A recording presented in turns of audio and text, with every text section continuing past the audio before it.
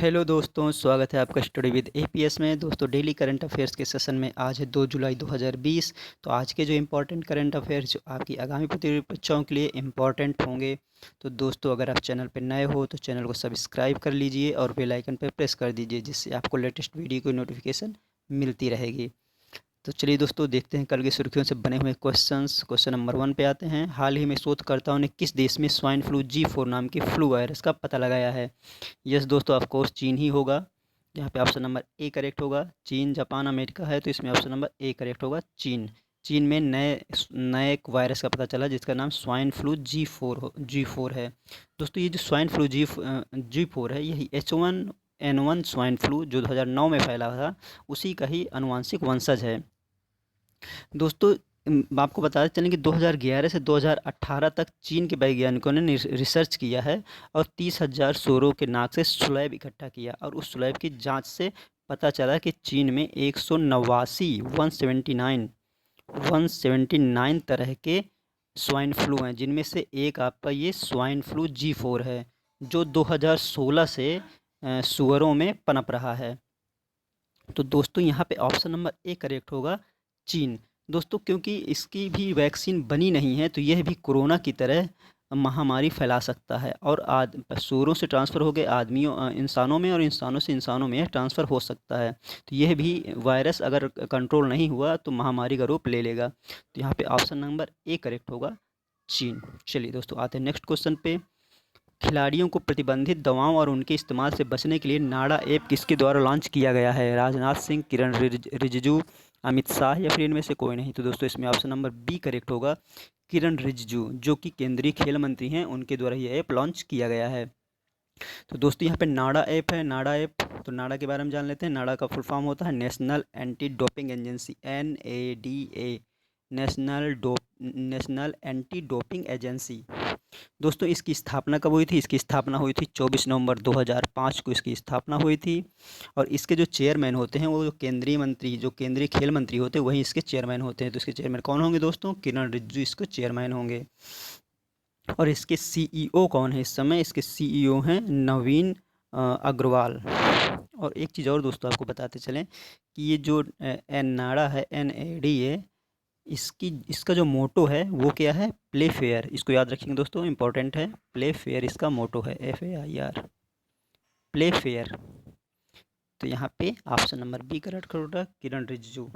तो दोस्तों, ये जो ऐप है, नाडा ऐप, ये करेगा क्या? यह खिलाड़ियों और ये जो नाडा एजेंसी है, इनके बीच सेतु का कार्य करेगा। यहाँ पे ऑप्शन नंबर बी करेक्ट होगा। चलिए दोस्तों, आते हैं नेक्स्ट क्वेश्चन पे। राष्ट्रीय चिकित्सक दिवस किस दिन मनाया जाता है?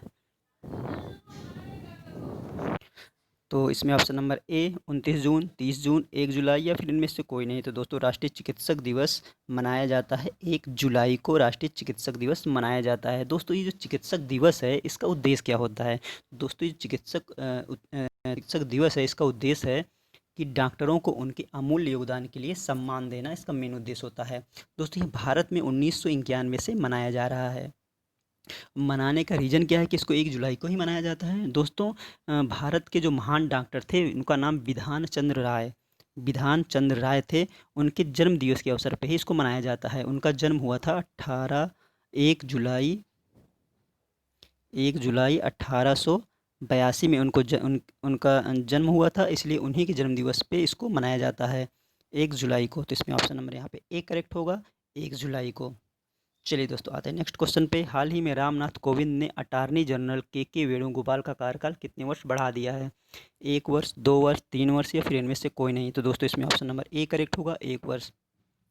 तो दोस्तों, जो अटॉर्नी जनरल जिसको महान्यायवादी कहा जाता है, तो के वेणुगोपाल का कार्यकाल 1 साल के लिए बढ़ाया गया है।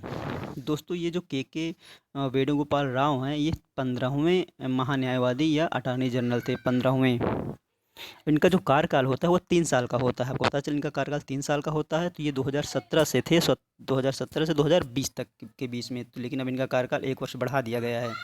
तो दोस्तों, यहाँ पे आपको हम बताते चलें, तो दोस्तों, अगर हम यहाँ पे अटॉर्नी जनरल की बात करें, संविधान में कौन से अनुच्छेद में है? तो दोस्तों, अनुच्छेद 76 और 88 ये अटॉर्नी जनरल से रिलेटेड है। जो 76 है इसमें कहा गया है कि जो एक राष्ट्रपति एक अटॉर्नी जनरल को भारत में नियुक्त करेगा, अटॉर्नी जनरल की नियुक्ति राष्ट्रपति के द्वारा होगी।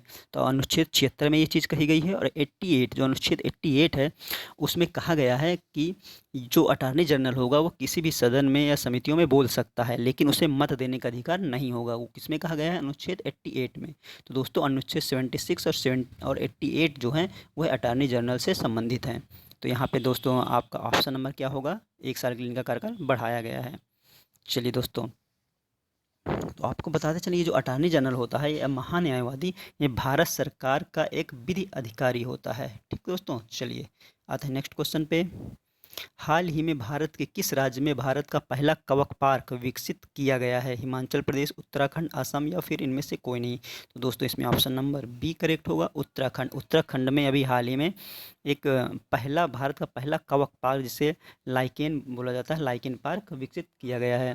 दोस्तों ये विकसित कहाँ किया गया है? दोस्तों पिथौरागढ़ है। उत्तराखंड में एक डिस्ट्रिक्ट है पिथौरागढ़, वहाँ के कुमायूं के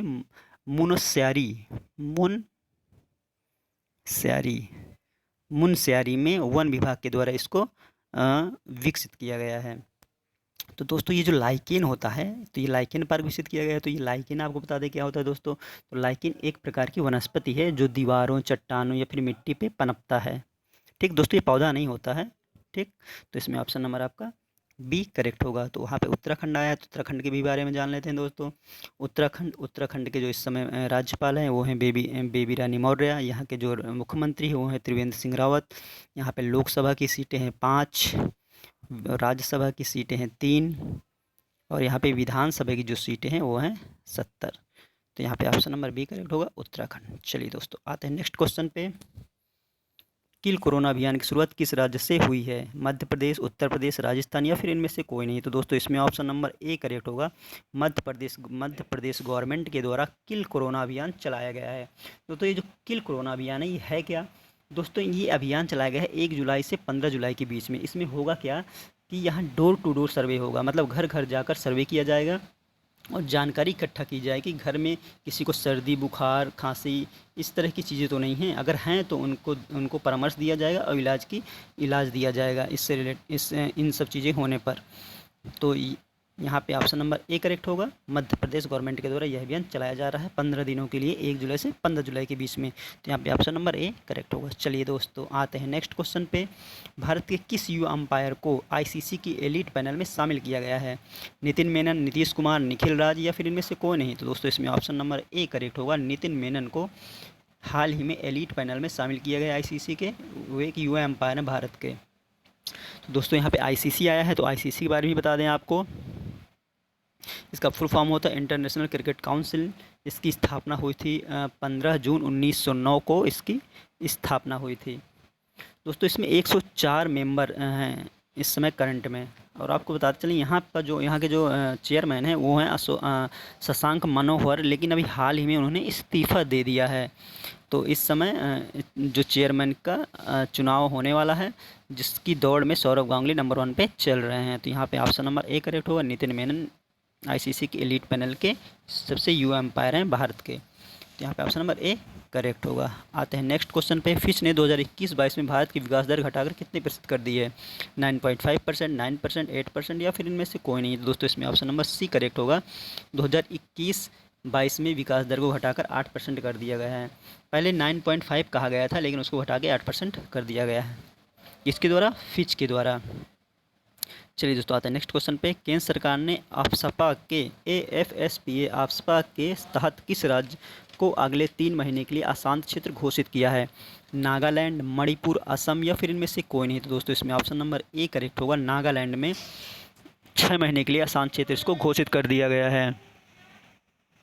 दोस्तों AFSPA है, इसका फुल फॉर्म क्या होता है? तो इसका फुल फॉर्म आपको बता दें, इसका फुल फॉर्म होता है armed force special power act. 1958 में इसको लाया गया था। तो यहाँ पे ऑप्शन नंबर ए करेक्ट होगा। चलिए दोस्तों आते हैं नेक्स्ट क्वेश्चन पे, जो आज का लास्ट क्वेश्चन है। हाल ही में किस भारतीय महिला को राष्ट्रमंडल 20 लघु कथा सम्मान मिला है? कृतिका पांडे, रितिका सिंह, रीना मिश्रा या फिर इनमें से कोई नहीं। तो दोस्तों इसमें ऑप्शन नंबर ए करेक्ट होगा। कृतिका पांडे को भारतीय महिला हैं जिन्हें राष्ट्रमंडल 20 लघु कथा का सम्मान मिला है। दोस्तों ये थे आज के इम्पॉर्टेंट करंट अफेयर जो आपकी आगामी प्रतियोगी परीक्षाओं के लिए इम्पॉर्टेंट होंगे। दोस्तों अगर आपको वीडियो पसंद आया हो तो वीडियो को लाइक करिएगा और ज़्यादा से ज़्यादा लोगों को शेयर करिएगा। चलिए दोस्तों मिलते हैं आपसे नेक्स्ट वीडियो में। Okay, thank you.